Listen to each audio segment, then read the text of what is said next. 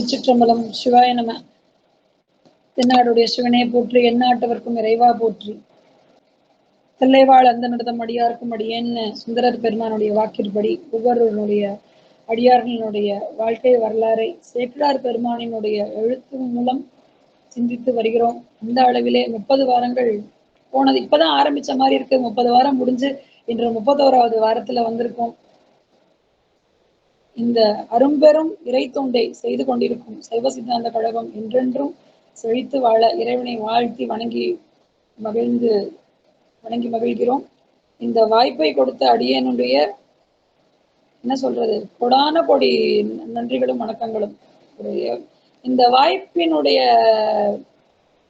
என்ன சொல்றதுன்னா, சில சமயம் சரி ஏதோ ஜென்மத்துல புண்ணியம் பண்ணியிருக்கோம், அதனால்தான் பார்கவன் தம்பியும் முருகானந்தம் தம்பியும் மேம் நீங்க இந்த விஷயத்த ஆரம்பிங்க அப்படின்னு சொன்னாங்க அப்படின்னு நானா நினைச்சுப்பேன். எத்தனையோ ஜென்மத்தின் பயனாக எதோ பண்ணவங்களுடைய புண்ணியத்தை, அதாவது கற்றறிந்த பெருமக்கள் சொல்றது வேற, தனக்கு தெரிஞ்சதை சொல்றது வேற. இது 2வது ரகம். எனக்கு என்ன தெரியுமோ, என்கிட்ட என்ன இருக்கோ அதை எல்லார்கிட்டையும் கொடுக்கணும்னு நினைக்கிறேன், அவ்வளவுதான். அந்த அளவிலே சுவாமி எதோ விதத்துல கருணை பண்றாருன்னு தான் நினைக்கிறேன். ஏன்னா ஒரு சில இடத்துல ஒரு சில பேரை சந்திக்கும் போது அவங்க, நான் சிவனடியார் அவங்கெல்லாம் திருக்கூட்டத்துல இருக்கிறவங்க. நேற்றுக்கு ஒரு ஃபாரின்ல இருந்து ஒருத்தவங்க வந்திருந்தாங்க. அலுவல் நிமித்தமா அவங்கள சந்திச்சு பேசும்போது ஆபீஸ் விஷயம் நிறைய பேசினதுக்கு அப்புறம் மெதுவா சொன்னாங்க, ஜெர்மன்ல இருந்து அப்பப்ப இந்தியா வருவேன்ப்பா, ஜெர்மன்ல ரொம்ப பெரிய சைவ இயக்கம் நாங்க வச்சு நடத்துறோம், முற்றோதல் பண்ணுவோம், ஏதோ சொன்னாங்க. வியப்பா இருந்தது, எவ்வளவு நல்லா இருக்கு இதெல்லாம் கேட்கறதுக்கு அப்படின்னு. கைலாயவாதியை வாசிப்பேன், அப்பப்போ திருவண்ணாமலை கிரிவலம் வருவேன், நாங்க எங்க ஊர்ல ஜெர்மன்ல மாசத்துக்கு ஒருத்தவங்க வீட்டுல முற்றோதல் வச்சுப்போம் அப்படின்னாங்க. அவங்க ஒரு 200 பேர் வரைக்கும் ஒரு குரூப்பா இருக்காங்களாம். பெரும் விஷயம் அது. ரொம்ப சந்தோஷமா இருந்தது. அடாடா, இவ்வளவு பெரிய விஷயங்கள் உலகம் முழுக்க நடந்துட்டு இருக்கு அப்படின்னு. ஆக தென்னாடுடைய சிவனே போற்றி, எந்நாட்டவர்க்கும் இறைவா போற்றிங்கிற அந்த வார்த்தையினுடைய பலன் அதுதான். அந்த வகையில இன்றைய எபிசோட், இன்றைய பகுதி ரொம்பவே சிறப்பான ஒரு பகுதி. போன வாரம் நம்ம பார்த்தது என்ன சொல்றது, சிறு தொண்டர் வேற மாதிரியான பக்தி, அது முரட்டுத்தனமான பக்தின்னு சொல்றதா, இல்ல பக்தியை தவிர வேற எதுவும் இல்லைங்க, எனக்கு அவ்வளவுதாங்க தெரியும், அதை தாண்டி நான் வெறும் யோசிக்க மாட்டேங்க, அந்த வகையில அவரை சேர்க்கிறதானே தெரியாம ஒரு அதீதமான பக்தியில தன்னை இணைத்து கொண்ட ஒரு நாயனாரை பார்த்தோம். இன்றைக்கும் அப்படித்தான் ஒரு நாயனார். ஆனா அவருடைய நம்மளுக்கு எல்லாருக்கும் ரொம்ப பரிச்சயமானவர், இவங்க எல்லாரையும் விட பரிச்சயமானவர். களறிற்றறிவார் நாயனார்னு பேரு. ஆனா இவரை வேறொரு பேர் சொன்னால் உடனடியாக எல்லாருக்கும் தெரியும்.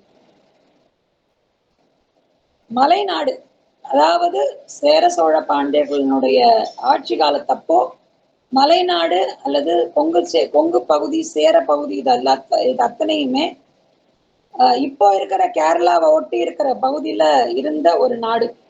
கொடுங்கோளூர் என்னும் திருத்தலம் மிக சிறப்பான வளம் செழிக்கும் ஒரு புண்ணிய பூமி.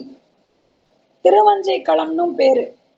அங்க இருக்கிற சிவபெருமானுக்கு வழி வழியாக சிவத்தொண்டு செய்து கொண்டு வரும் ஒரு மிகச்சிறந்த மன்னர் பரம்பரை.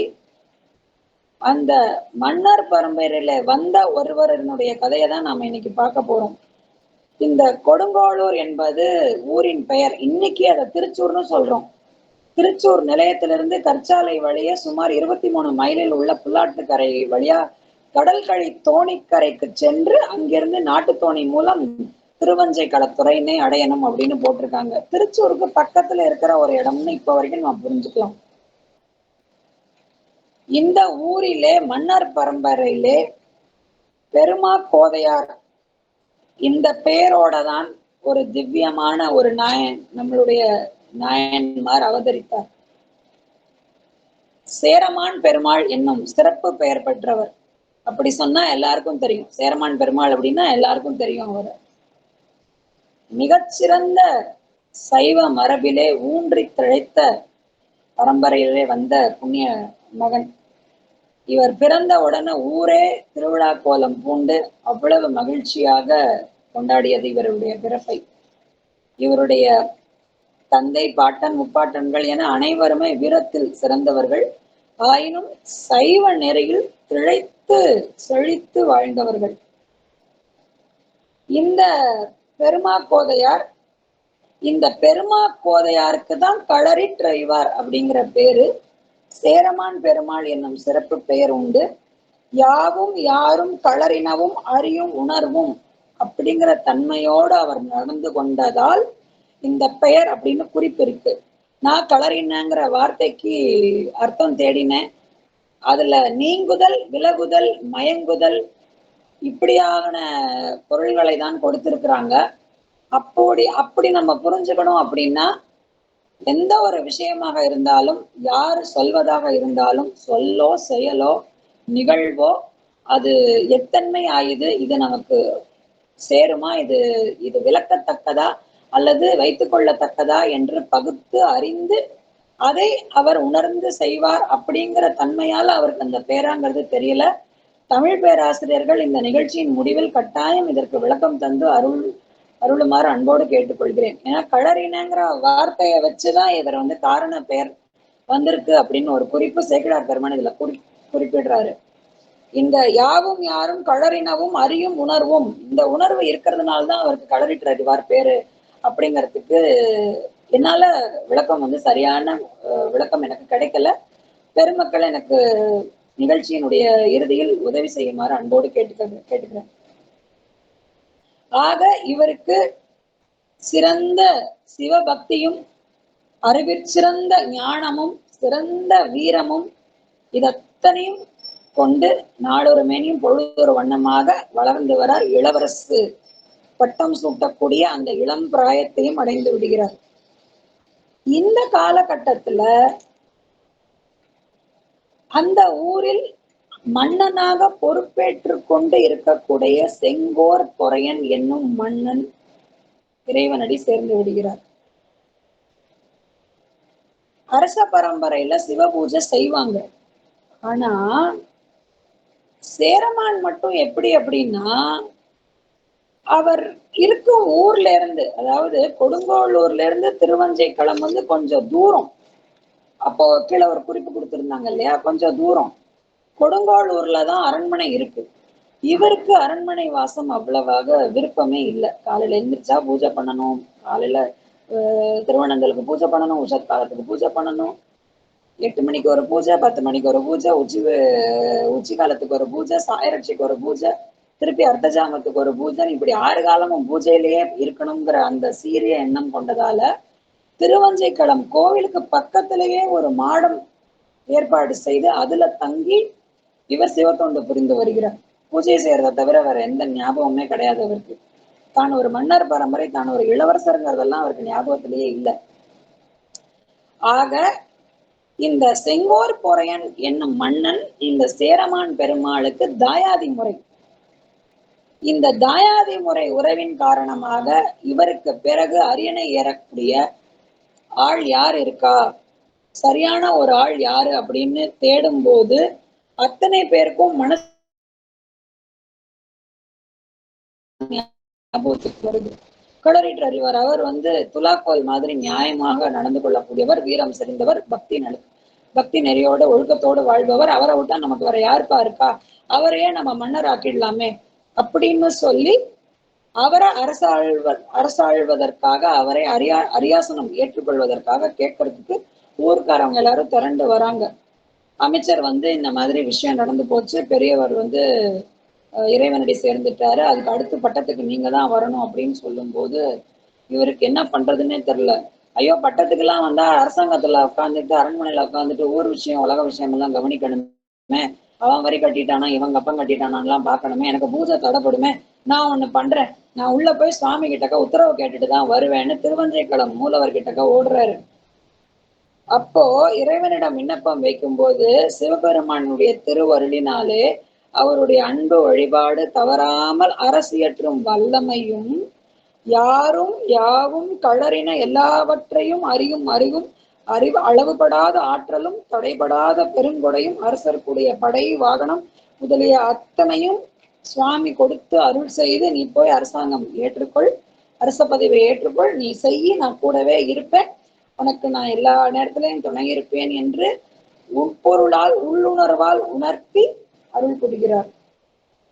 அப்படியே இறைவனுடைய உத்தரவு கிடைச்சதுனால மாக்கோதையார் வந்து சேரமான் பெருமாள்ங்கிற பட்டத்தை பெரும் அந்த பெயரை தாங்கி கொண்டு முடிசூடி கொள்கிறார். ஒரு நல்ல நாள் பார்த்து முடிசூடுறார். முடிசூடின உடனே ஊர்வலம் வர்றது முறை இல்லையா? முதல்ல நகர்வலம் வராரு.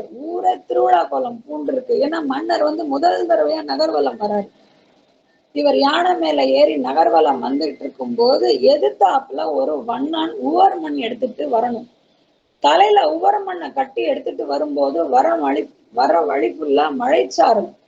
அப்படியே ஒரு மாதிரி தூவும் தெரியுமா? சில சமயம் வேலையை கெடுக்கிற மாதிரியே ஒரு மழை வரும்.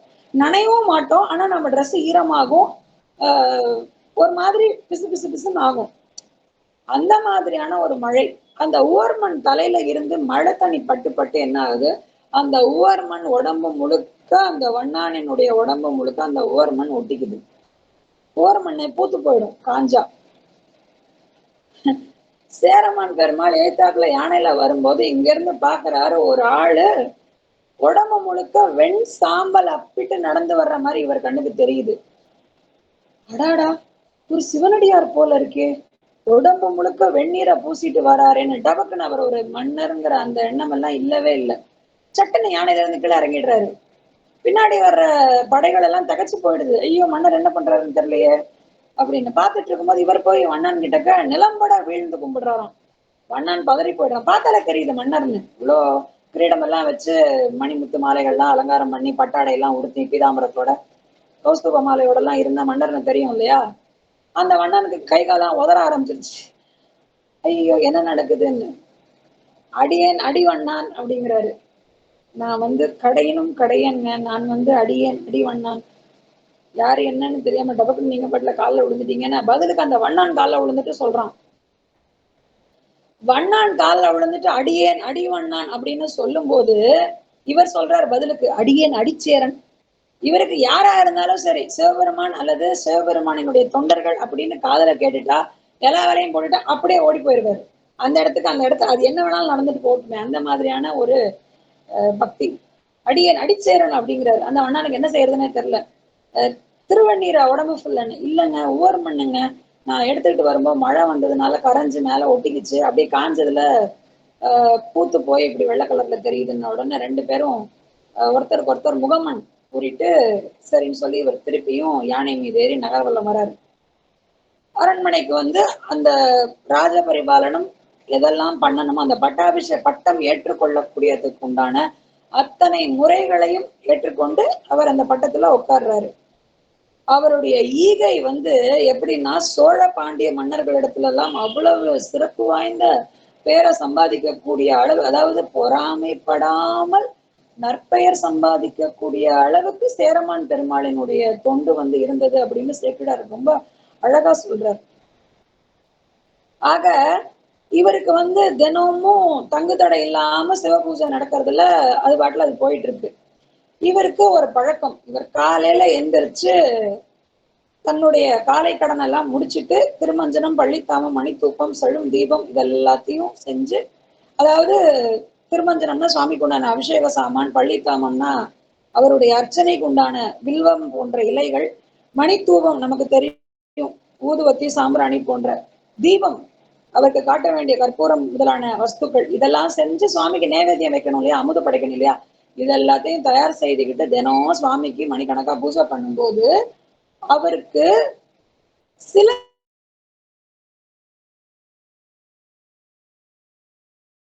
அவருக்கு என்னெல்லாம் தெரியுமோ அல்லது சொந்தமா ஏற்றுவாரோ அப்படி பாடும்போது ஒவ்வொரு நாளும் சுவாமியினுடைய சிலம்பொலி, அவர் பூஜையை முடிக்கிற நேரத்துக்கு சுவாமியினுடைய சிலம்பொலி அவர் காதுல கேட்குமா. அது கேட்டுட்டா தன்னுடைய பூஜையை சுவாமி அதாவது ஏற்றுக்கொண்டாருங்கிறது இவருடைய புரிதல்.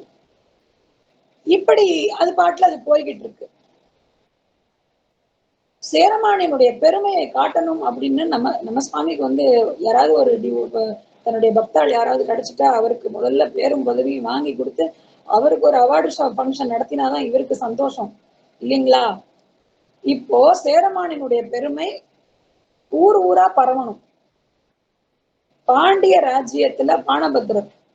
இந்த பானபத்திரரை நமக்கு எப்படி தெரியும்னா, ஏமநாத பாகவதனோட போட்டி போட்டு போட்டியில ஜெயிச்சதுனால பானபத்திரரை எல்லாருக்குமே ஓரளவுக்கு தெரியும்.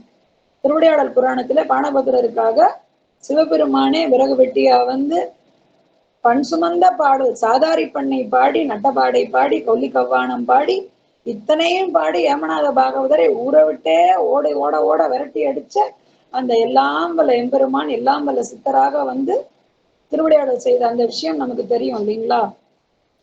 அந்த பானபத்திரர் கனவுல போய் சொல்றார், நீ தினம் கொஞ்சம் கொஞ்சமா பொண்ணுக்கும் பொருளுக்கும் கஷ்டப்படுறல்ல, அப்பப்ப கிடைக்கிறத வச்சுதானே சமாளிக்கிற. நான் உனக்கு ஒரு திருமுகமன் தரேன், அதாவது ஓலை. நான் தர ஓலைய அந்த திருமுகத்தை எடுத்துக்கிட்டு போய் நீ சேரமான் கிட்ட கொடு, அதுக்கப்புறம் நடக்கிறத பாரு அப்படின்னு கனவுல எழுந்தருளி சொல்றார்.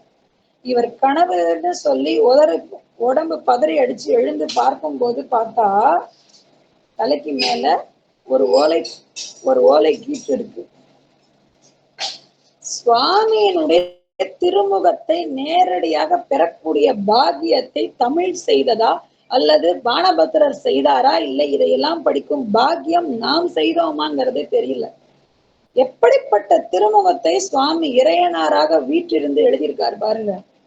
பானபத்திரருக்கு எழுதியிருக்காரு, மதிமலி புரிசை மாடக்கூடல் பதிமிசை நிலவும் பாணிர வரி சிறகு அன்னம் பயில் பொழில் ஆலவாயில் மன்னிய சிவன் யான் மொழிதரும் மாற்றம்.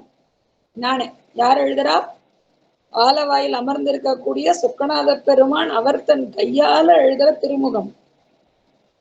பருவ கொன்மோ படியன பாவலர்க்கு உரிமையின் உதவி ஒழித்திகள் குரு மாமதி புரை புலவிய புடைக்கீழ் செருமா உகைக்கும் சேரலன் காண்க பண்பால் யாழ்பயில் பானபத்திரன் தன்போல் என்பால் அன்பன் தன்பால் காண்பது கருதி போந்தனன் மான்பொருள் கொடுத்து வரவிடுப்பதுவே. 11ஆம் திருமுறையினுடைய முதல் பாடலே இதுதான். இந்த பாட்டுல எம்பெருமான் ஆகிய சிவன் நான் திருமுகம் கொடுக்கிறேன், அதான் பொன்மூனா மேகக்கூட்டம். இப்ப ஒரு புக் ஒர்க் பண்ணோம் பொன்முங்கிற தலைப்புல, அதனால அந்த பொன்முங்கிற வார்த்தையை எங்க பார்க்கும்போது மகிழ்ச்சியா இருந்தது. ஆக மேகம் தவழும் மலை சூழ்ந்த இயற்கை எழில் சூழ்ந்த இடத்திலே இருக்கக்கூடிய சேரமான் அவனை போய் பார்த்து இந்த மாதிரி விஷயம்னு சொல்லி, நீ உனக்கு என்ன பரிசல் வேண்டுமோ அதை பெற்றுக்கொள் அப்படிங்கிற மாதிரி யாழ் பயில் பானபத்திரன் தன்போல் என்பால் அன்பன் தன்பால் இந்த விஷயத்த அங்கேயும் சொல்றதுக்காக சொல்லி எழுதி கொடுத்து அனுப்புறாரு. தமிழ்ச்சங்க அதாவது 3 சங்கம். இதுல ஒரு விஷயம் யோசிக்கணும். தமிழ் பிறந்த 2 வருஷம் தான் ஆகுது, 3000 வருஷம் தான் ஆகுதுன்னு. தமிழ் மண் தோன்றா கல் தோன்றி மண் தோன்றா காலத்தை முன் தோன்றிய மூத்த குடி. அதையெல்லாம் தாண்டி உடுக்கையிலிருந்து பிறந்ததுங்கிறது உண்மை. எது வேணுமோ அதை வச்சுக்கலாம், அது அவரவர் விருப்பம். ஆனால் இறைவன் கொடுத்த மொழி தமிழ். அந்த தமிழால் இறைவனுக்கு சிறப்பா, இறைவனால் தமிழுக்கு சிறப்பா அப்படின்னா, பிறந்து சிறந்த மொழிகளிலே சிறந்தே பிறந்தது தமிழ். அந்த தமிழினுடைய செழுமைக்கும் அதனுடைய சிறப்புக்கும் என்ன ஈடு கொடுத்தாலும் தகும். ஏன்னா அது இறைவன் திருவாக்கிலிருந்து மலர்ந்து வந்த மொழி. அதனால அதனுடைய சிறப்பை சொல்லி அளக்க முடியாது. இப்படி 3 சங்கத்துக்கும் முதல் சங்கத்தினுடைய காலம் 10,000 ஆண்டுகளுக்கு முன்னாடி இறையனாரே வீட்டிலிருந்து அவைத்தலைவராக இருந்து தமிழ் வளர்த்த பெருமையை கொண்டது முதல் சங்கம். அந்த முதல் சங்கம் இப்ப இருக்கிற மதுரை கிடையாது. தென்மதுரை, கவாடபுரம் அதெல்லாம் கிட்டத்தட்ட இன்னைக்கு வழக்கத்திலே இல்ல. பாண்டிய நாடு வந்து கன்னியாகுமரி தாண்டி இருந்ததுல மோரிய கண்டம் வரைக்கும் இருந்ததுங்கிற குறிப்பெல்லாம் இருக்கு. ஆக காலத்தால் மிகவும் மூத்த மொழிங்கிற அந்த பெருமையை சார்ந்ததுங்கிறதுக்கு உண்டான அகச்சான்று இதெல்லாமே.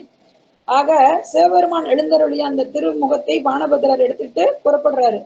இந்த செய்தி சேரமானுக்கு வருது. பானபத்திரர்னு அங்க ஒரு புலவர் இருந்தாராமே.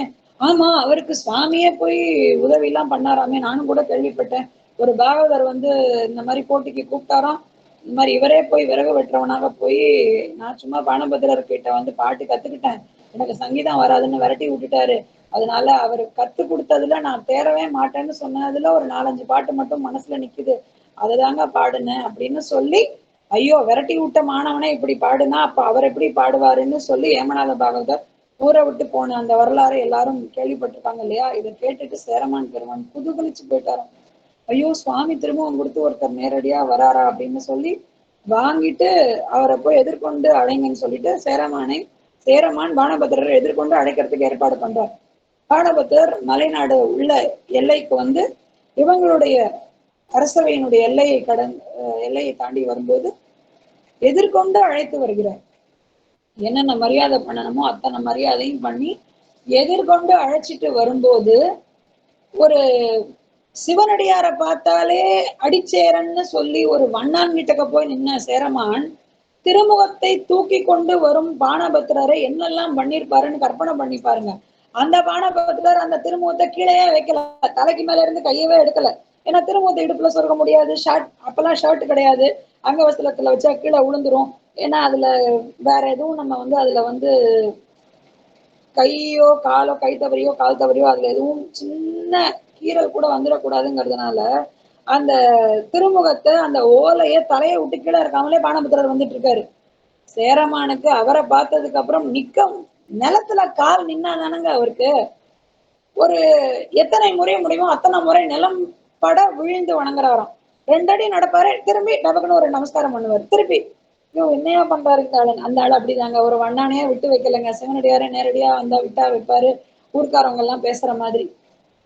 ஆக இவர் உள்ள கூப்பிட்டு அவரை அந்த பணிவிடையெல்லாம் செய்வாங்க இல்லையா, இழப்பார செஞ்சு பணிவிடையெல்லாம் செஞ்சு அவருக்கு விருந்தெல்லாம் வச்சு என்ன கொடுக்கணும் நான் இப்போன்னு அந்த திருமுகத்தை படிச்சு பார்த்துட்டு அமைச்சரை கூப்பிட்டு கஜானாவை காலி பண்ணிடு, மொத்த கஜானாவையும் காலி பண்ணிடு, எல்லாத்தையும் அவருக்கு கொடுத்துரு, இந்த நாட்டை எழுதுறதுக்கு, இந்த நாடும் அவருக்குன்னு சொல்லி எழுதுறதுக்காக ஓலை ரெடி பண்றாரு.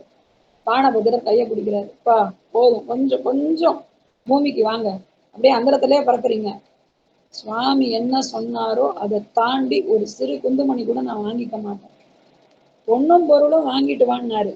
மலையா கொண்டு வந்து குமிச்சிருக்கீங்க, அம்பாரியா வச்சிருக்கீங்க, இவ்வளவெல்லாம் எனக்கு வேணாம், எனக்கு எவ்வளவு தேவையோ அவ்வளவு மட்டும் எடுத்துக்கிறதுக்கு அனுமதி கொடுத்தீங்கன்னா நான் இதை எடுத்துக்கிறேன், இல்லைன்னா நான் ஆளை விடுங்க, நான் இப்பவே கிளம்பி போறேன்னு. இவருக்கு இன்னும் கொஞ்சம் பயம், ஐயோ அந்த மாதிரிலாம் எதுவும் பண்ணிடாதீங்க, அப்புறம் சுவாமியினுடைய கட்டளையை மீறின பாவத்துக்கு நான் ஆளாவேன். ஐயா குவியல் குவியலா இருக்கு, உங்களுக்கு எது வேணுமோ அதை எடுத்துக்கோங்க. எதை எடுத்துக்கிறதுன்னு தெரியாத அளவுக்கு தகச்சு போய் சரி பரவாயில்ல அப்படின்னு சொல்லி, நம்ம ஆட்களா இருந்தா வாரி சுருட்டிட்டு வந்திருப்பாங்க. பத்திரத்தை 3 தலைமுறைக்கும் நாங்களே எங்க வம்சமே அரசாளணும்னு சொல்லி சைட்ல ஒரு ஓலையை சொருகி மண்ணா அந்த ஓலையில சரியா கையெழுத்து விடல, இந்த ஓலையில கொஞ்சம் அழுத்தி கையெழுத்து போடுங்கன்னு பெரும் பத்திரத்துல கையெழுத்தை வாங்கி அதுல மேட்ரை ஃபில்லப் பண்ணிருப்பாங்க நம்ம ஆட்களா இருந்தா. அவர் எவ்வளவு வேணுமோ அவ்வளவு மட்டும் வாங்கிட்டு தன்னுடைய தேசத்திற்கு திரும்புறார். இப்படியாக இது நடந்துட்டே வருது. இது இந்த மாதிரி நடந்துட்டு வரும்போது அவர் கிளம்பி போன சோகம் கொஞ்சம் சரி நம்ம போய் நம்ம வேலையை பார்ப்போம் அப்படின்னு சொல்லி அடுத்த நாள் காலையில எப்பவும் போல இவர் சிவ பூஜை பண்றார். இவர் சிவ பூஜை பண்ணும்போது அன்னைக்கு அவருக்கு கேட்க வேண்டிய சிலம்பொலி கேட்கல. இவரால தாங்கிக்கவே முடியல. கொஞ்ச நேரம் பொறுத்திருந்து பாக்குறாரு, பூஜை நேரம் முடிஞ்சிருச்சு, தீபாரதனையும் காமிச்சு திருவமுதும் வச்சாச்சு, ஆனா சிலம்பொலி கேட்கல. போச்சு, நான் ஏதோ தப்பு பண்ணிட்டேன், இன்னைக்கு சுவாமி சிலம்பொலியை என் காதில் விழச் செய்யவில்லை, அப்ப எங்கேயோ ஏதோ தப்பு நடந்திருக்கு, நான் எதுக்கு இதுக்கப்புறம் உயிரோட இருக்கணும், சுவாமி என்னோட பூஜையை ஏத்துக்காத பூஜையை செய்யற பாவப்பட்ட ஒரு ஆத்மாவா நான் எதுக்கு இருக்கணும், இதுக்கப்புறம் நான் இந்த ஊர்ல உலகத்துல வாழ்ந்து பிரயோஜனமே இல்லைன்னு சொல்லி உடைவாளை எடுத்து குத்திக்க போகும்போது அப்பா வந்துட்டேன்ப்பா நிப்பாட்டுப்பான்னு சொல்லி அசரீரியா சொல்றார். சுவாமி என்னாச்சு சுவாமி, இன்னைக்கு உங்களோட சிலம்பொலி கேட்கல, ஏன் நான் எதுவும் தப்பு பண்ணிட்டேன், நான் இதெல்லாம் புலம்புறத நிறுத்தியா, நீ தப்பெல்லாம் ஒன்றும் பண்ணல, மெய்மறந்து போய் இருந்துட்டேன், அதனால உன் பூஜை சத்தம் எனக்கு கேட்கலன்னு. என் பாட்டுலையா சுவாமின்னு, இல்லையா உனக்கு போட்டியா ஒருத்தங்க இருக்கான், அவன் பாட்டு இல்லைன்னு. யாருன்னு, நம்பி ஆரூரன்னு பேரு, அப்படியா? ஆமாம், திருவாரூர்ல இருக்கான். அவன் இன்னைக்கு பாடினான் பாரு, உனக்கு போட்டியா? அப்படியே நான் மெய் உருகி போயிட்டேன். அந்த நேரத்துலதான் நீ மணி அடிச்சு கூப்பிட்டுருக்க. அவன் பாடின பாட்டுல உன் சத்தம் எனக்கு கேட்கல. அதனால நான் கொஞ்ச நேரம் மெய் மறந்து போயிட்டேன். நீ என்னடான்னா உடைவாள் எடுத்து குத்திக்க போயிட்ட. உங்களோட மல்லு கட்டுறதே எனக்கு பொழப்பா போச்சியா. வரலன்னா அவன் உயிர் துறக்கிறேன்னு அங்க நிக்கிறான். இங்க நேரம் உனக்கு இங்க கால்ல சத்தம் கொடுக்க வேண்டியதா இருக்கு. அவனை எய்த்தாப்புலயே உட்காந்து அவனுக்கு கேட்டாதான் சுந்தரனுக்கு திருப்தி. நம்பியாரூரனுக்கு சுவாமி எய்த்தாப்புல உட்காந்து கொட்டணும் ஒவ்வொரு பதிகத்துக்கும். அப்பதான் அவர் விடுவாரு. இல்லைன்னா அவர் இதான் சாக்குன்னு அவர் உடைவாள் எடுத்து ஆள் அளவுக்கு இடுப்புல ஒரு உடைவாள் வச்சுக்கிட்டு சுவாமிய எந்த அளவுக்கு மிரட்டி இருக்காங்கன்னு பாருங்களேன். சுவாமி நீ இதை பண்ணலன்னா நான் உடனே மாய்ச்சுப்பேன். அவர் விட்டுருந்தாருன்னா இன்னைக்கு ஒரு நாயனார்கள் மிஞ்சிருக்க மாட்டாங்க. ஒரு நாயன் ஏங்க சரி போன் விட்டுருந்தா எத்தனை இதனாலதான் சொல்றது சுவாமி தாயிற் சிறந்த தயாவான தத்துவனேன்னு இதனாலதான் சொல்றது சுவாமிக்கு. அவருடைய அன்புக்கு ஏதாவது ஈடு ஏதாவது இருக்கான்னு பாருங்களேன். என்னது நம்பியாரூரனா? ஆமாம்பா. போ, நீ போய் அவனை போய் பார்த்து பேசிட்டு வான்னு. இவருக்கு குஷி தாங்கல. படைய திரட்டுறாரு. அத்தனை பேருக்கும் கட்டளை இடுறாரு. நம்ம இப்போ சோழ நாடு நோக்கி போறோம் அப்படின்னு சொல்லிட்டு அந்த படைகள் எல்லாம் திரட்டி நல்ல நாள் பார்த்து பிரயாணத்துக்கு நாள் குறிச்சு கிளம்பி வராங்க. இவர் காடு மேடெல்லாம் தாண்டி ஒவ்வொரு ஊரா தாண்டிட்டு வந்து சேர நாட்டின் எல்லையை கடந்து அங்கங்கே ஒரு வழியா கொங்கு நாடு எல்லாத்தையும் தாண்டி காவேரி கரையை எட்டி தில்லை திருநகரை அடைகிறார். புத்தபிரான பார்த்த உடனே இவருக்கு சந்தோஷம் தாங்கல. பொன்வண்ண திருவந்தாதி பாடுறாரு. எது அந்த பொற்படியான் பக்க திருக்களிற்றுப்படிக்கு கீழே நின்று பாடுறார். நான் சுவாமிக்கு ஏறி போடுற அந்த படிக்கு வந்து அந்த திருக்களிற்றுப்படி யானை 7 படின்னு சொல்லுவாங்க இல்லையா, அந்த திருக்களிற்றுப்படியின் கீழே நின்று பொன்வண்ண திருவந்தாதி பாடுறாரு. இப்போ சுவாமி தன்னுடைய சிலம்பு பாதத்தை நேரடியாகவே கண்ணில் காட்டுறாரு. இந்தா பாத்துக்கோ, தூக்கிய திருவடி. யாருக்கு கிடைக்கும் இந்த பாக்கியம்? சேரமான் பெருமாள் அப்படியே மகிழ்ந்து மகிழ்ந்து மகிழ்ந்து போறார். அந்த பாதத்தை பார்த்து அவருக்கு விபூதி பூசினாலே கண்ணு அவரால் தாங்கிக்க முடியாது, உருகிருவாரு. சுவாமியினுடைய பாதத்தை பார்த்துட்டு அவரால் தாங்கிக்க முடியுமா? அன்பு அப்படியே ஆறா பெருகி ஓடுது, கரைஞ்சு மறுகிறார். அப்படியே கொஞ்ச நாள் தில்லையிலேயே தங்கிடுறாரு. இவருக்கு சுந்தரர் ஞாபகத்துல இல்ல, மறந்து போச்சு. சுவாமியை பார்த்த அழகுல மெய் மறந்து சொக்கி போய் சுந்தரரை மறந்துடுறாரு. இவருக்கு ஞாபகப்படுத்தணுமே, அவருக்கு நினைவூட்டுறாரு. எப்பா நான் உன்னை என்ன சொல்லி அனுப்பிச்சேன், எங்க வந்து உட்காந்துருக்கேன், கிளம்பு கிளம்பு. ஐயோ ஆமா இல்ல நான் மறந்தே போயிட்டேனே அப்படின்னு சொல்லி பிரியவே மனசு வரல. ஒரு வழியா கிளம்பி நம்பியாரூரை பார்க்க வர்றாரு. இந்த நம்பியாரூரர் அப்பதான் ஏகப்பட்ட ஊரை சுத்திக்கிட்டு வந்து தன் ஊர்ல வந்து அப்பாடான்னு உட்கார்ந்து இருக்கிறாரு. இந்த நம்பியாரூருக்கு சேரமான் வர்றதுடைய விஷயம் வந்து காதுல விழுகுது. இவருக்கும் சேரமான பத்தின விஷயம் எல்லாம் தெரியும், பானபத்திரனுடைய கதையெல்லாம். அப்பெல்லாம் சோசியல் மீடியாங்கிற ஒரு நெட்வொர்க்கோ இந்த மாதிரி மொபைலோ வாட்ஸ்அப்போ இல்லாட்டா கூட எப்படியோ மக்கள் பேசி பேசி பேசி அந்த விஷயம் இங்க இந்த விஷயம் அங்கன்னு ஒருத்தருக்கு ஒருத்தர் தனக்கு பிடித்தமான விஷயங்களை தெரிந்து கொள்வதில் ஆர்வமா இருந்திருக்காங்கிறது தெரியுது. ஒருத்தர் இங்கே இருந்து அங்க அங்கே இருந்து. அப்போ சேரமான் தோழர் வந்து வர்றதுக்கு உண்டான விஷயம் கேட்டு இவர் போய் எதிர்கொண்டு அழைத்து வர்றார். ஒருத்தருக்கு ஒருத்தர் முகமன் பூரிக்கிறாங்க. சந்தோஷம் தாங்கல. சேரமானுக்கு நம்பியாரூரனை பார்த்த உடனே பிடிச்சு போயிடுது. கட்டி தழுவிட்டு கொஞ்சறாரு உச்சி மோந்து கொஞ்சறாரு. சுந்தரரை வந்து ஆற தழுவி இந்த கிரிக்கெட் ஆடும்போது இந்த பசங்க சிக்ஸர் அடிச்சுட்டா ஒன்னோட ஒண்ணு கட்டிக்கிட்டு கேலரியில கத்துவானுங்கல்ல, அந்த மாதிரி அப்படி ஒரு அன்பு, விசித்திரமான ஒரு அன்பு அவருக்கு அவர் மேல. 2 பேரும் திருவாரூர் கோயிலுக்கு போறாங்க. அங்க சுந்தரர் பதிகம் பாட இவர் மும்மணி கோவை பாடுறாரு சுவாமி மேல. யாரே சேரமான் மும்மணி கோவை பாடுறாரு. இப்போ நம்பியாரனுடைய பதிகத்தையும் சேரமானினுடைய பதிகத்தையும் சுவாமி ஒரு சேர கேட்கிறார் தியாகராஜர். அப்பா அவருக்கு எவ்வளவு சந்தோஷமா இருக்கும் பாருங்க. இப்படியாக 2 பேரும் திருவாரூரை வணங்கிட்டு இது கொஞ்ச நாள் இப்படி போகுது. இவங்க என்ன பண்றாங்க, 2 பேருமா சேர்ந்து மதுரைக்கு எல்லாம் போயிட்டு வரலாமே, கொஞ்சம் பாண்டி நாடு பக்கமும் போலாமே அப்படின்னு சொல்லி மதுரை பக்கம் போகலாம் அப்படின்னு ஏற்பாடு பண்றாங்க. ஏற்பாடு பண்ணி மதுரை பக்கம் போகும்போது பாண்டிய மன்னன் கிட்ட இருந்தும் சிறந்த வகையான சிறப்பு வரவேற்பு கிடைக்குது. இப்போ மதுரைக்கு எப்படி போறாங்கன்னா அந்த போற வழி ரொம்ப அழகா சொல்லியிருக்காரு சேக்கிழார் பெருமான். திருவாரூர்ல இருந்து திருக்கீழ்வேளூர் போயிட்டு அங்கிருந்து திருநாகைப்பட்டினம் இது திருக்காரோண சுவாமி திருக்காரோகணம் அது இன்னைக்கு வந்து நாகப்பட்டினம்னு சொல்றோம் இல்லையா, திருநாகைப்பட்டினத்தினுடைய அங்க போயிட்டு சாமியை பதிகம் பாடிட்டு அங்கிருந்து திருமறைக்காடுல வந்த உடனே 2 பேரும் அந்த கோவிலை பார்த்து அவ்வளவு சந்தோஷமா பேசிக்கிறாங்க. ஏய் எப்பா இதை பாத்தியா சுந்தர, இத நீ பாத்தியா, நீ இந்த கோவில் தான்ப்பா சம்பந்தரும் நாவுக்கரசரும் அப்படியே அடியடியா சந்தோஷிச்சு அடியடியா நடந்து அந்த இடத்த வந்து அவங்க கொண்டாடி மகிழ்றாங்க.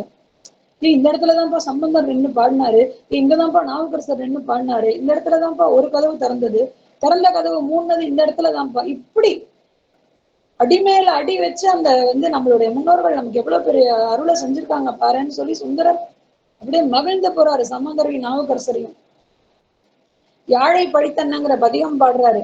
பாடிய இவர் வந்து பொன்மன தந்தாதி பாடுறாரு அங்க சுவாமி மேல. அதுக்கப்புறம் அங்கே இருந்து அப்படியே திருவகத்தியான் பள்ளி வராரு, திருக்கோடி குழகர். இந்த குழகர் கோயில பொன்னியின் செல்வன் படிச்சவங்க யாருமே மறக்க மாட்டாங்க. நாகப்பட்டினத்துல இருந்து குழகர் கோயில் வழியா, ஏன்னா ஆழ்வார்க்கடியானுடைய ரொம்ப பெரிய ஒரு இன்சிடென்ட் அந்த குழகர் கோயிலை ஒட்டி பூங்குழலி, குழகர் கோவில், ஆழ்வார்க்கடியான் இதெல்லாம் கோட்வேர்ட்ஸ். அதனால அந்த குழகர் கோவில் படிக்கும் போது டக்குனு எனக்கு கல்கியினுடைய ஞாபகமும் வந்துருச்சு. இந்த திருக்கோடி குழகர் கோவிலை போய் பார்த்து சுவாமி தரிசனம் பண்ணி அங்கிருந்து திருப்புத்தூர் பதிக்கு வந்துட்டு அங்கிருந்து அப்படியே நகர்ந்து ஆலவாய் கோவில் மதுரையம்பதிக்கு வராங்க. மதுரையம்பதியில சோழ மன்னன் தன்னுடைய பெண்ணை கொடுத்திருக்கிறார். அதனால சம்பந்திய பாக்குறதுக்காக வந்த இடத்துல பாண்டிய மன்னனும் இருக்காங்க, சோழ மன்னனும் இருக்காங்க. இப்போ அந்த இடத்துல நம்பியாரூரரும் வராரு. ஏற்கனவே இவர் சேர மன்னன். ஆக சேர மன்னனும் பாண்டிய மன்னனும் சோழ மன்னனும் ஒரு சேர இருந்து சொக்கநாதரை தரிசித்த பெரும் பேரு 9ஆம் நூற்றாண்டிலே நடந்திருக்கு. 3 பேரும் இறைபக்தியில் திளைத்து சந்தோஷிச்சுட்டு இருக்கிற அந்த காலகட்டத்துல ஆட்சியை அஞ்சுதுங்கிற அந்த ஒரு பதிகத்தையும் கோத்திட்டைங்கிற தொடங்கும் பதிகத்தையும் 3 பேருக்கு முன்னாடி சுந்தரர் பாடி 3 பேரையும் சந்தோஷப்படுத்துறாரு. திருப்பூவனம்ங்கிற ஊரையும் நடுவுல தரிசித்து பூவனம் இதுதானோ நீதோ அப்படிங்கிற அந்த பதிகத்தையும் பாடுறாரு. பாடிட்டு இப்போ இவங்க அந்த தலையாற்ற இதெல்லாம் நாங்க வந்து பாண்டிய நாட்டை தங்கினது போதும், நாங்க அப்படியே மெதுவா எங்க ஊருக்கு திரும்புறோம். ஏன்னா சுந்தரருக்கு எங்க போனாலும் கொஞ்ச நாள் தான், அதுக்கப்புறம் தியாகேஸ்வரை பார்க்கலன்னா அவரால் மனசு கேட்காது. நான் தியாகேஸ்வரை பார்க்கணும், எனக்கு எங்க ஊருக்கு போகணும். சரின்னு சொல்லிட்டு சேரமான் அவரோட கிளம்பி திருக்குற்றாலம், திருநெல்வேலி, திருவிராமேஸ்வரம்னு பல தலங்களை வந்து சந்திச்சுட்டு அப்படியே வந்து ராமேஸ்வரத்துல ஈழ நாட்டுல மாதோட்டத்து கேதீஸ்வரத்தை மனசார நினைத்து தொழுது அங்கிருந்து புறப்பட்டு திருச்சுழியல் அப்படிங்கிற தலம், அந்த திருச்சுழியல்ங்கிற இடத்துல வந்து சேரும்போது சிவபெருமான் சுந்தரருக்கு தன்னுடைய உருவத்தை காளையினுடைய வடிவில காட்டி அருள் கொடுத்தாராம். இந்த கருப்புழிங்கிற ஊர்ல வந்து ஊனாய் உயிர் புகழாங்கிற திருப்பதிகத்தை பாடி அருள் பெறாரு. இந்த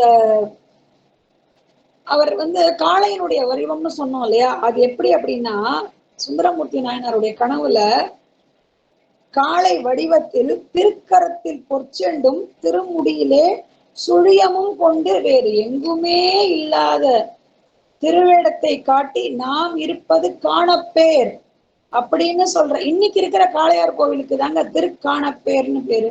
அங்க வந்து நான் தரிசிச்சுட்டு பதிகம் பாடிட்டு போ அப்படின்னு சொல்ற. அதன்படியே சுந்தரரும் அங்க போய் பதிகம் பாடிட்டு அதுக்கப்புறம் திருப்புணவாயில்ங்கிற பதிகத்தையும் பாடி சிந்தனி நினை என்னோடுங்கிற அந்த பதிகத்தை பாடிட்டு திருப்பாம் பணிமா நகரத்து திருப்பாதாளீஸ்வரம்ங்கிற கோவில அடைஞ்சு அங்க சுவாமி தரிசனம் பண்ணிட்டு அப்படி ஒரு வழியா திருவாரூர் வந்து சேர்றாங்க. ஊரெல்லாம் சுத்திட்டு வர்ற கணவரையும் கணவருடைய தோழரையும் பார்த்த பறவை நாச்சியார் மிகுந்த சந்தோஷத்தோடு பக்தியோடு பணிவிடையெல்லாம் செய்யறாங்க. இதுல ஒரு குறிப்பு இருக்கு, ரொம்ப அழகான ஒரு குறிப்பு. 24 மணி நேரமும் இவங்க சுவாமியை பாடினாங்களா அப்படின்னா சுவாமியை நினைத்து கொண்டு இருந்தார்கள். பாடுவதற்குன்னு ஒரு சில பொழுதுகளை அவங்க ப்ரிசர்வ் பண்ணி வச்சிருந்தாங்க, காலையில மாலையில அல்லது இரவுல அப்படின்னு. மத்த நேரத்துல இவங்க எல்லாம் என்ன பண்ணியிருப்பாங்க, திண்ணையில உட்கார்ந்து எல்லா கதையும் பேசியிருப்பாங்க. அதை தாண்டி இவங்க ரெண்டு சில விஷயங்கள்லாம் செஞ்சிருக்காங்க. ஆட்டுக்கடாக்களின் பாய்ச்சல், கோழி சண்டை, பறவை சண்டை, இதையெல்லாம் பார்த்து ரசிச்சாங்களாம் சுந்தரரும் சேரமானும். எப்படி இதெல்லாம் இப்ப வந்ததெல்லாம் இல்லைங்க. சுந்தரர் காலத்துல சேவல் சண்டை, கோழி சண்டை, ஆட்டுக்கடா சண்டை எல்லாம் நடந்திருக்கு. அதை இவங்க ரெண்டு பேரும் வந்து ரசிச்சு வேற கேட்டு பார்த்திருக்காங்க. ஆக இந்த மாதிரியான விஷயத்தெல்லாம் நடந்துட்டு இருக்கும் போது சேரமான் நம்பியாரூரை திருவாரூருக்கு மன்னிக்கணும், சுந்தரரை தன்னுடைய ஊருக்கு திருவஞ்சைக்களத்துக்கு கூப்பிடுறாரு. அவர் விடுறதா இல்ல சுந்தரரை. சரின்னு சொல்லிட்டு சுந்தரர் சேரமானுடைய கிளம்புறாரு. பறவை நாச்சியார் கிட்ட பிரியாவிடை பெற்றுட்டு கிளம்புறாரு. கிளம்பிட்டு திருக்கண்டியூர் அடைகிறார். திருக்கண்டியூர் ஏன்னா அப்படி கொஞ்சம் கொஞ்சமா ஒரு ஒரு ஊரா தரிசிச்சுட்டு தானே போகணும். திருக்கண்டியூர் போயிட்டு அங்கே பணிகம் பாடிட்டு அப்படியே காவிரி ஆற்றங்கரையா வந்து எதிர்கரைக்கு போயிட்டு அங்க இருந்து நம்ம பயணத்தை தொடரலாம் அப்படின்னு நினைக்கும் போது என்ன ஆகுது அப்படின்னா, திருவையாருக்கு எதிர்கரையில வெள்ளம் கரை புரண்டு ஓடுது. ஆனா அந்த கோபுரத்தை பார்த்த உடனே சுந்தரருக்கு அவரால் திருவையாரை பார்க்காம இருக்க முடியல. ஐயாரப்பர் ஞாபகம் வந்துருது. சேரமான் கிட்ட சொல்றாரு, எப்பா எத்தாப்புல பாத்தியா கோபுரம் தெரியுது, ஐயோ ஐயாரப்பரை பார்க்கணுமேனு. அப்படியே ஐயாரப்பரா நல்லா இருப்பாரா? நல்லா இருப்பாராவா? கோவில் ரொம்ப சிறப்பா இருக்கும், 5 நதி பாரியதுனால அவருக்கு ஐயாரப்பர்னு பேரு. அப்படிங்களா? போய் பார்ப்போமே. எப்படிங்க? அதெல்லாம் பார்ப்போம் வா, இரு ஏதாவது பண்ணுவோம்னு சொல்லி சுந்தரர் வந்து பரவும் பரிசு ஒன்று அறியேன்னு பதிகம் பாடுறாரு. இந்த பதிகத்தை கேட்ட சுவாமி, ஐயோ இந்த பிள்ளைங்க ஏதோ ஏதோ ஆபத்து, அதாவது ஐயோ புள்ள எதுக்கோ கத்துறானே, இந்த கேட்டு திறக்க, அதாவது சைக்கிள்ல இருந்து இந்த ஊரெல்லாம் சைக்கிள்ல சுத்திட்டு வர்ற புள்ள இந்த சைக்கிள்ல இருந்து ஒத்த கால கீழே வச்சு அந்த கேட்டை திறக்கிறதுக்கு முடியாது தெரியுங்களா? அந்த சைக்கிள்லயோ இல்ல 2 வீலர் பைக்ல வர்ற பசங்க இன்னும் அந்த 2 வீலரையோ பைக்லயோ இருந்துகிட்டே அம்மா கதவை தர அப்படின்னு கத்துவாங்க. ஆனா நமக்கு வந்து அந்த கதவை தர, அம்மா கதவை தரன்னு சொன்னாலே நம்ம போவோம். ஆனா அவங்க அந்த அடித்தொண்டையில இருந்து அம்மான்னு கத்துறது எப்படி தெரியுமா? ஏதோ அடிபட்டுருச்சோ விழுந்துட்டானோ என்னவோ ஆயிடுச்சோன்னு பதறிக்கிட்டு ஓடி போய் கதவை, இதுக்குதான் இந்த கத்து கத்துனியா அப்படின்னு ஒரு திட்டோட எருமை போ உள்ள, அப்படி சொல்லிதான் பெரியவங்க இல்ல அம்மாக்கள் அப்பாக்கள் எல்லாருமே உள்ள அனுப்புவாங்க. அந்த மாதிரிதான் ஒரு கத்தல். ஆனா இது இன்னைக்கு நடைமுறை இல்லைங்க. சுந்தரருடைய பதிகம் பாடும்போது சுவாமி அப்படி உதறி போட்டுடுச்சான் சுவாமி. ஐயோ குழந்தைங்க ஏதோ ஆபத்துல இருக்காங்க போல இருக்கே, என்ன ஆச்சு? ஓலம் அப்படின்னு அவர் கத்துனாராம். ஐயோ என்ன ஆச்சு? ஓலம், அண்ட சராசரங்களுக்கும் அந்த ஓலம்ங்கிற சுவாமியினுடைய குரல் கேட்டதாம். ஐயோ அந்த இந்த காலகட்டத்துல நம்ம எல்லாம் இல்லாம போனோமே, எல்லாம் எப்பேற்பட்ட பாக்கியம். காவிரி ஆறு பதறி போய் 2ஆக பிரிந்து வழிவிட்டதாம். அப்படி 2ஆ வகுந்து பிரிஞ்சு வழி விட்டதாம். வழி விட்டதுக்கு அப்புறம் 2 பேரும் அந்த மண், அந்த காவிரி ஆற்று படுகை மண், கீழே மண்ணு தானே இருக்கும், அதுல அப்படியே வேகமா நடந்து போய் சாமியை போய் பார்த்து, அது பளிங்கு மலை நிக்கிற மாதிரி தண்ணி 2 பக்கமும் பிரிஞ்சு நின்னதாம். சுவாமியை பார்த்துட்டு இதெல்லவா உன்னுடைய திருவுருள் அப்படின்னு கண்ணீர் சொரிய சுவாமியை வேண்டி அங்க இருந்து கொங்கு நாடு வழியாக மலைநாட்டுக்கு போறார்.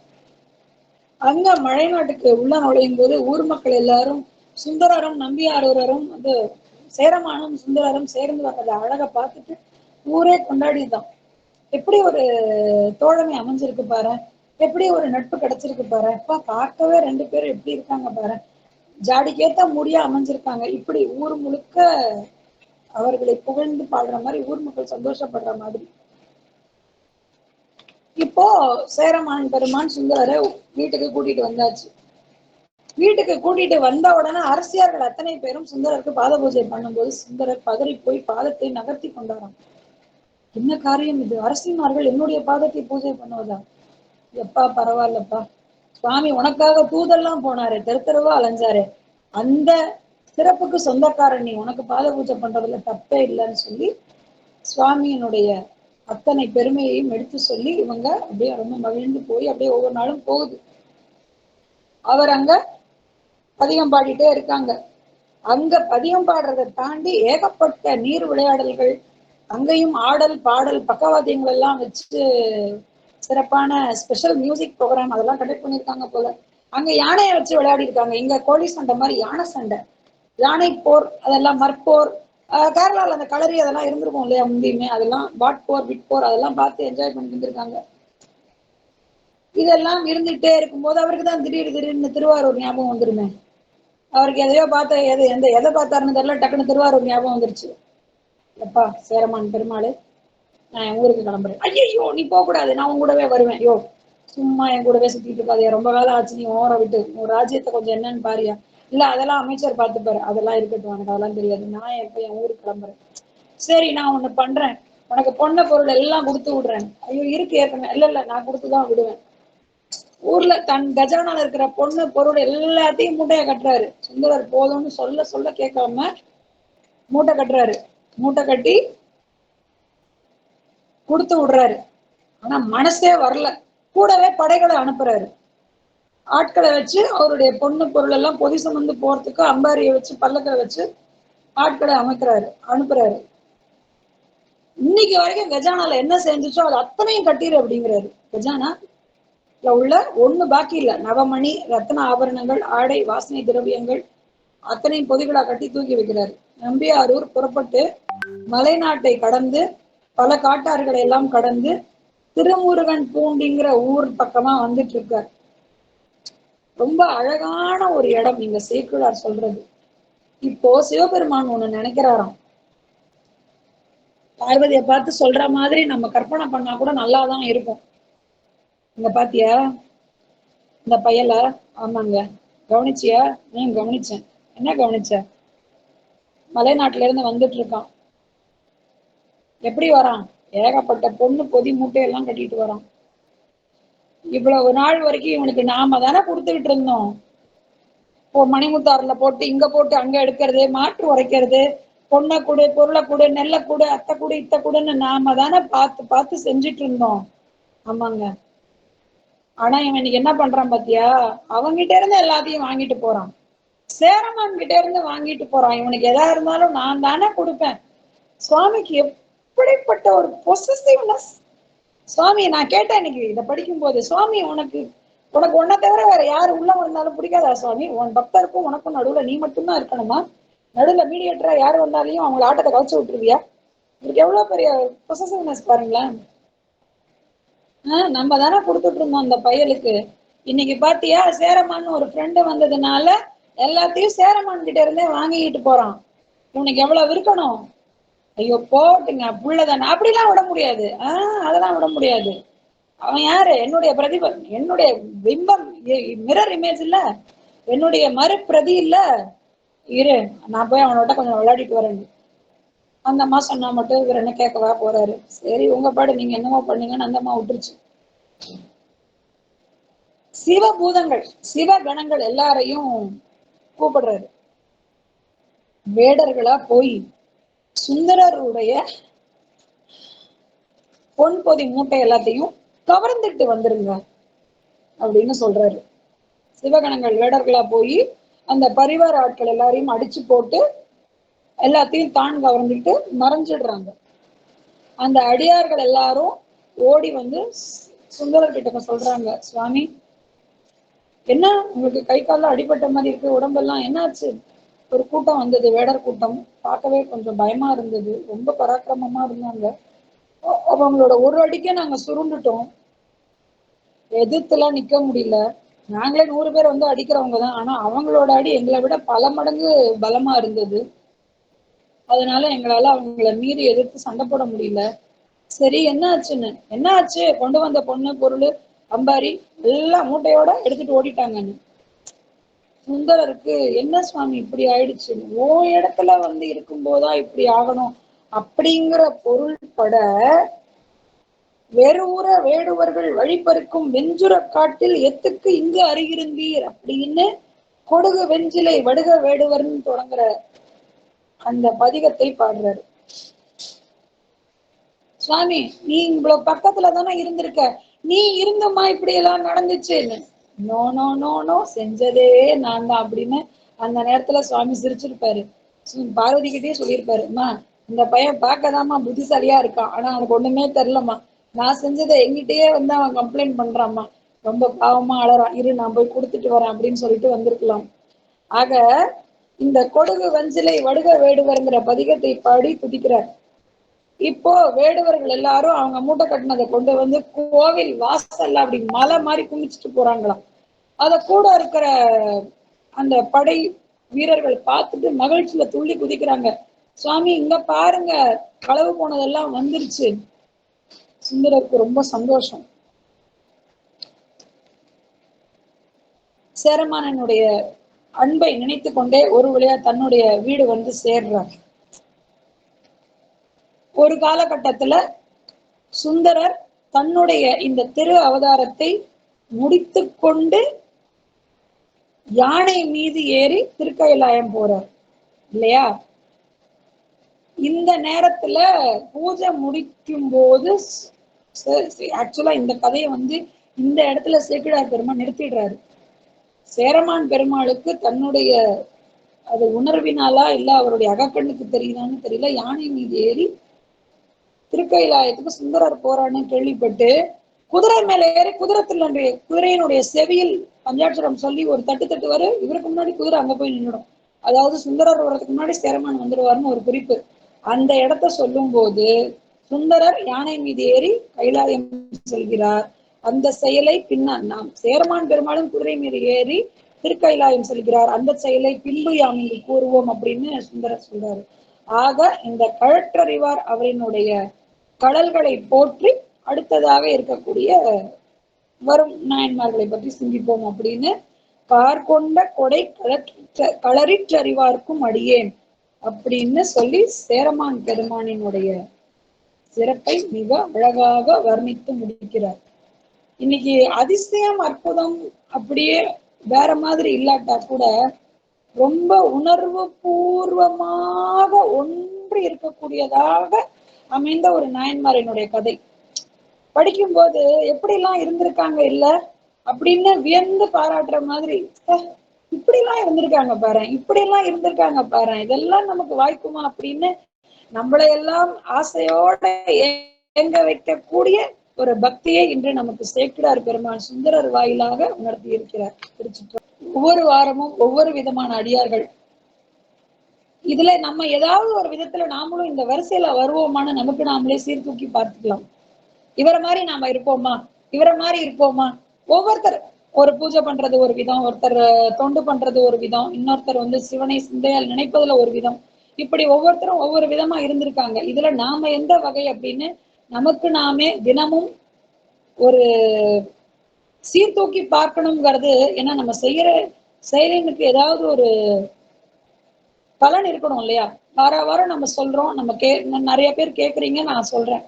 இதனுடைய பலன் என்னவா இருக்கும் அப்படின்னா, இதனுடைய பிரதிபலன் வேற. இதுல நான் வந்து அமௌண்ட்டோ இல்ல அது கிடையாது பிரதிபலன். கேட்கிறவங்களோ நானோ இதுல நான் எந்த வகை, எனக்கு நானே சீர்தூக்கி பார்க்கிறது தான் இந்த நாயன்மார்களினுடைய வரலாறை நாம் சிந்திப்பதற்குண்டான முழு பலனும் வந்து சேரும். இந்த தகவலோடு நிறைவுக்கு கொண்டு வரலாம் இன்றைய நிகழ்ச்சியை. வான்முகில் வளாது பெய்க, மலிவளம் சுரக்க, மன்னர் கோன்முறை அரசு செய்க, குறைவில்லாது உயிர்கள் வாழ நான் மறையர் வெல்வோங்க, நற்றவம் வேள்வி மல்க, மேன்மைகள் சைவ நீதி விளங்குக, உலகம் எல்லாம் ஆறிவு தொடர்ந்தோள் வாழ்க, அறுமுகம் வாழ்க, வெற்பை குருசை தனிவேல் வாழ்க, குக்குடம் வாழ்க, செவ்வியல் ஏறிய மங்கை வாழ்க, யானைதன் அணங்கு வாழ்க, மாறிலா வள்ளி வாழ்க, வாழ்க சீரடியாரெல்லாம் தென்னாடுடைய சிவனை போற்றி, எந்நாட்டவர்க்கும் நிறைவா போற்றி. நம சிவாய. திருச்சிற்றம்பலம்.